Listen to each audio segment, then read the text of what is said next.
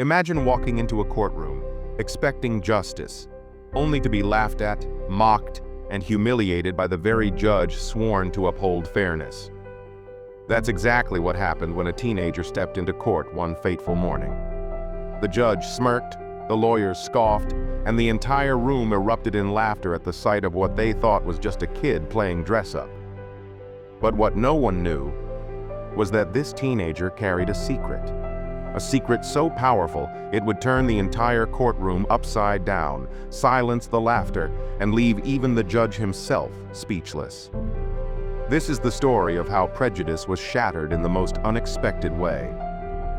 The courtroom was filled with the faint hum of shuffling papers and the low murmur of anticipation.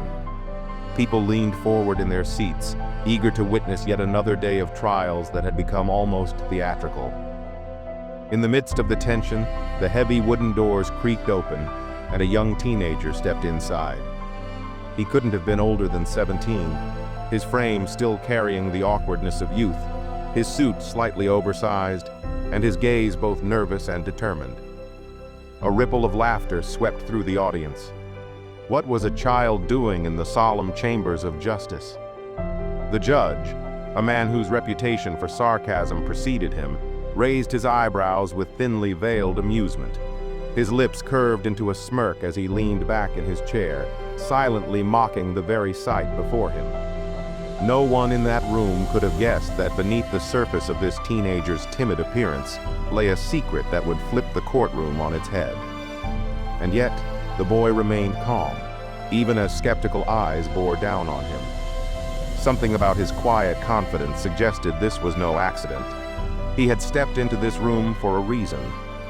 From the start, the young man was dismissed as a mere distraction. Lawyers whispered snide remarks, spectators chuckled, and the judge himself openly scoffed. To them, he was nothing more than a boy playing dress-up in a world far too serious for childish games. The judge cracked jokes at his expense, comparing him to a high school debater, mocking his suit and ridiculing his youth. What the room failed to see was the weight of the moment for the teenager. For years, he had been underestimated, doubted, and told he wasn't capable. This day, however, was not about vanity or attention. It was about justice. The young man had been preparing for this confrontation far longer than anyone knew. Every condescending smile, every roll of the eyes, every dismissive wave of the judge's hand only fueled his determination. He knew the system was not built for someone who looked like him, someone so young, someone from his background. Yet here he stood, choosing to challenge that very system in its own arena. To the world, he was a child, but in his heart, he carried the fire of someone far older, someone who had studied, endured, and sharpened his mind to a point of brilliance. What no one knew was that this so-called teenager wasn't just a curious kid wandering into court. He was, in fact, a prodigy, a young legal mind who had been studying law in secret since the age most children were still struggling with algebra. His mother, a paralegal, had brought home case files when he was younger. While others his age played video games, he devoured those files, absorbing legal language and precedents as though they were stories. By 14, he could cite statutes from memory. By 16, he had helped draft briefs for real attorneys, anonymously, of course. His appearance in the courtroom wasn't some accident or publicity stunt. He was there with purpose, representing someone who couldn't afford an attorney, stepping into the shoes of a defender, not because he sought recognition, but because he could not stand by and watch injustice prevail. Still, he kept his identity hidden. To the court, he was just a teenager sitting at the wrong table. To himself, he was an advocate, ready to expose the cracks in a system that thought it knew everything.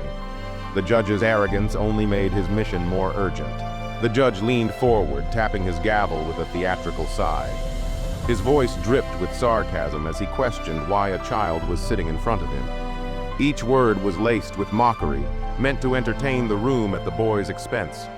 The courtroom erupted in laughter, the kind that stings more than words. But as the mockery grew louder, the teenager didn't flinch. He simply adjusted his papers, looked up with steady eyes and waited for the room to quiet. His silence spoke volumes. Where others might have crumbled, he chose to absorb the ridicule and transform it into resolve. The judge, enjoying his moment of superiority, had no idea he was setting the stage for his own embarrassment. What looked like weakness was, in fact, strategy. The teenager knew he couldn't win by brute force or arrogance. He had to let the judge underestimate him, because that underestimation would be the very weapon that turned the tide. The louder the mockery, the sharper the contrast would be when truth emerged. And in that silence, beneath the laughter, a shift began to stir, one that no one in that courtroom was prepared for. The turning point came unexpectedly. As the proceedings began, the teenager was asked to step aside, but instead of leaving, he calmly presented a thick folder to the clerk. Inside was a meticulously prepared legal argument, complete with references, citations, and counterpoints to every possible objection. The courtroom hushed as the document circulated, the laughter slowly dying into disbelief. Lawyers leaned over the pages, their eyes widening at the precision and depth of the writing. These weren't the scribbles of a curious student. This was the work of a legal mind at its finest. Even the judge, once so amused, fell silent as he scanned the pages. Each argument was airtight, backed by precedent, and delivered with a clarity that rivaled seasoned attorneys. The realization swept over the room like a wave. This wasn't just a teenager. This was a genius. And the disguise, his youthful face, his unassuming presence, had fooled them all. The judge's smirk faded, replaced with the faint shadow of unease. For the first time, he wasn't the one in control. Momentum shifted like a storm breaking. Spectators who had once laughed now leaned forward, captivated by the young man's brilliance. Attorneys who had scoffed moments before now exchanged uneasy glances, suddenly aware they were witnessing history. The teenager stood, his voice calm but firm, as he began to present the case. His arguments were not just legal, but deeply human, weaving facts with empathy, precision with passion. He spoke for the voiceless, for those who couldn't afford representation, and in that moment, the courtroom became more than a stage for law. It became a mirror reflecting society's prejudices. The judge, once mocking, now listened with a furrowed brow, each word dismantling his earlier arrogance. The boy's knowledge was undeniable, his command over the law breathtaking. By the time he concluded, the room was silent, not in disbelief anymore, but in reverence. What had begun as a spectacle of mockery had transformed into a moment of awe. When the final gavel fell, the judge could no longer hide his shame. The laughter he had fueled had turned against him, replaced with respect for the very person he had ridiculed. The teenager didn't bask in triumph. He simply gathered his papers and left quietly, leaving behind a courtroom forever changed. The story of that day spread far beyond the courthouse. It wasn't just about a boy who outsmarted a judge. It was about the dangers of underestimating others based on appearance, age, or background. It was a reminder that brilliance knows no boundaries, and that prejudice, even subtle mockery, can blind us to the truth standing right before our eyes. The teenager remained anonymous to most, his identity still hidden, but his impact echoed.